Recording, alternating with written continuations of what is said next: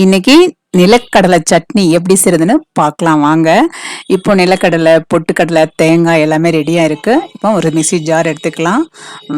வத்தல் 4 வத்தல் போட்டுக்கலாம். வத்தல் வந்து வறுத்த வத்தல்.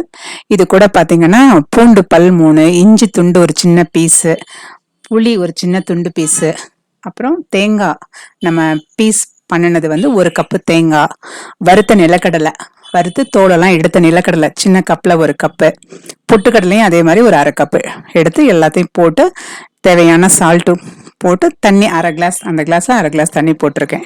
போட்டு இப்போ நம்ம மிக்சியில் நல்லா அரைச்சி எடுத்துடலாம். அரைச்சி எடுத்துட்டு அதுக்கப்புறம் நம்ம ஒரு கிண்ணத்தில் சட்னி போட்டு ஊற்றிட்டு அதுக்கப்புறம் நமக்கு இன்னும் கொஞ்சம் தண்ணி தேவைப்பட்டால் தண்ணி போட்டு கலந்துக்கலாம். இல்லைன்னா அப்படியே கெட்டியாக வேணும்னா கெட்டியாக சட்னி நம்ம வச்சுக்கலாம். வச்சுட்டு உப்பு போதுமான்னு பார்த்துக்கோங்க. பார்த்து ஒரு பாத்திரத்தில் போட்டு நல்லா கலக்கிட்டு நம்ம அதுக்கப்புறம் சட்னியை தாளிக்கலாம். இப்போ சட்னியை தாளிக்கிறதுக்கு நம்ம ஒரு பக்கம் நம்ம ரெடி பண்ணிக்கலாம். அதுக்கு சின்ன வெங்காயம் 4 கட் பண்ணி வச்சுக்கலாம். 4 கட் பண்ணி வச்சுக்கலாம். வச்சுட்டு இப்போ நம்ம ஒரு பேன் வச்சுட்டு அதில் ஒரு 3 டீஸ்பூன் அளவுக்கு எண்ணெய் போட்டுக்கலாம். போட்டுட்டு கடுகு உளுந்தம்பருப்பு 1 ஸ்பூன் போட்டுக்கலாம்.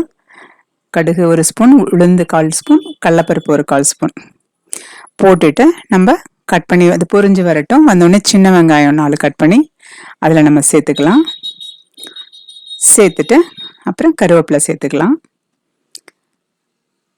அப்புறம் 2 வத்தல் எல்லாம் சேர்த்து கொஞ்சம் நல்லா கலந்து விடலாம். அது கொஞ்சம் பொன்னிறமாக வரட்டும். வந்த பிறகு நம்ம சட்னியில் அதை போட்டு கலந்துக்கலாம். ரொம்ப சிம்பிள். தோசை, இட்லி, சப்பாத்தி இதுக்கு எல்லாமே வந்து இந்த சட்னி ரொம்ப அருமையாக இருக்கும். இது வந்து வத்தல் போட்டு செஞ்சீங்கன்னா தான் டேஸ்ட்டாக இருக்கும். இதுக்கு பச்சை மிளகா போட்டால் கொஞ்சம் டேஸ்ட் கம்மியாக இருக்கும். வத்தல் போட்டு செஞ்சீங்கன்னா சூப்பராக இருக்கும். இப்போ நம்ம இதில் கலந்துக்கிறோம். இந்த சட்னியில் பார்த்தீங்கன்னா நம்ம பொட்டுக்கடலையும் நிலக்கடலையும் நம்ம சேர்த்து தான் நம்ம அரைச்சிருக்கோம்.